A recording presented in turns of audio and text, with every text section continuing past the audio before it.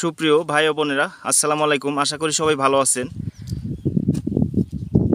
আজকে দেখানোর চেষ্টা করছি মানিকগঞ্জ সাটুরিয়া তিল্লি এলাকায় যে কপির চারা লাগানো হয়েছে। দেখেন সেই এখানে আমার ভাইয়া এই যে যার সবজি ক্ষেত, তিনি কিন্তু ক্ষেতের জোগাড় করছে। দেখেন মাশাল্লাহ, অবশ্য কপির চারার অনেক সুন্দর চেহারা। কিন্তু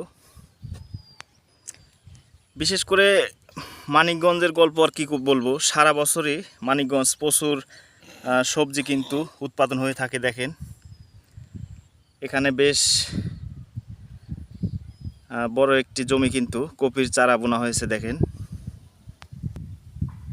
তো একটা কথা কি, এসব সবজি ক্ষেত করতে কিন্তু প্রথমে অনেক অর্থ ব্যয় করতে হয়। এরপরে এই যে এখন তো বর্ষা এবং বাংলাদেশে চলছে প্রায় গত 2-3 মাস ধরে যে ঘন বৃষ্টি, তার মাঝে এইসব ফসল বানানো প্রথমে কিন্তু অনেক অর্থ, এবং যারা কৃষক তারা কিন্তু অনেক পরিশ্রমের মাধ্যমে এই সবজিগুলো উৎপাদন করে থাকে। শুধু মানিকগঞ্জে নয়, সারা বাংলাদেশে বিভিন্ন জেলায় বিভিন্ন বিভাগে সবজি ক্ষেত করে।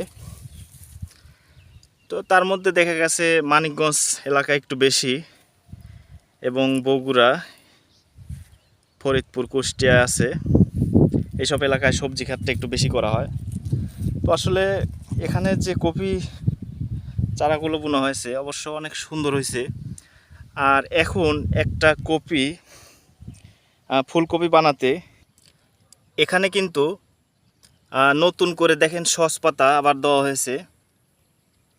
মানে মানিকগঞ্জ এলাকায় দেখা গেছে একবার যদি একটা ফসল মার যায়, তাতে কিন্তু এসব মানিকগঞ্জ এলাকার কৃষকরা থেমে থাকে না। এক পাশে মার গিয়েছে, আবার আর এক পাশে মানে নতুন করে বোনা শেষ। এই যে দেখেন এখানে কিন্তু তো মাশাল্লাহ অনেক সুন্দর সস জ্বালাইছে এবং মাটি থেকে বের হয়েছে, অনেক সুন্দর হয়েছে।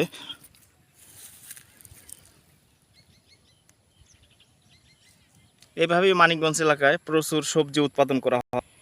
এখানে কিন্তু ওই যে চক পাতারে দেখেন নাই গাছ বুনেছে, এখানে অফুরান্ত দেখেন কত সুন্দর একটা নাই ধরেছে। দেখেন বিশাল আকারের।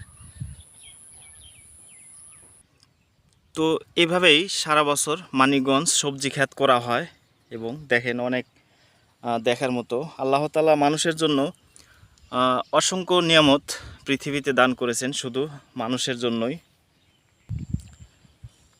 সুপ্রিয় দর্শক, তো এখন আমি একটু এই এই ক্ষেতের যে মালিক, যে কৃষক ভাই, এই কৃষক ভাইয়ের সঙ্গে একটু কথা বলবো।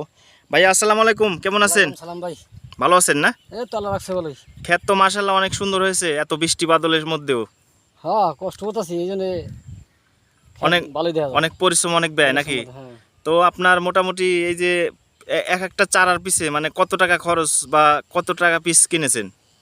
একটা সারার পিছে ভাই বিক্রি করা পর্যন্ত 10 কত টাকা টাকা 12 খরচ? টাকা বিক্রি করা রাখ পর্যন্ত খরচা হয়ে যাবে 10 থেকে 12 টাকা 10 থেকে 12 টাকা এই সারা প্রতি খরচা হবে। বিক্রি করার আগ পর্যন্ত মানে খরচ হবে। হ্যাঁ, তো বিক্রি করার দর্শক পর্যন্ত। শুনলেন, এক একটি চারার পিছে দেখেন প্রায় 10 থেকে, ঠিক আছে ভাইয়া, ভালো থাকেন, হ্যাঁ, ধন্যবাদ। হ্যাঁ, 12 টাকা খরচা হয়ে যাবে।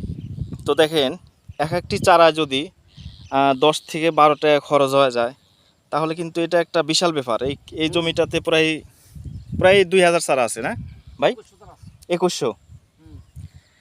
তাহলে যদি দেখেন 21 থেকে 2200 চারা যদি এই জমিতে বোনা হয়, তাহলে এক একটি চারার পিছে ধরেন 12 টাকা করে খরচ।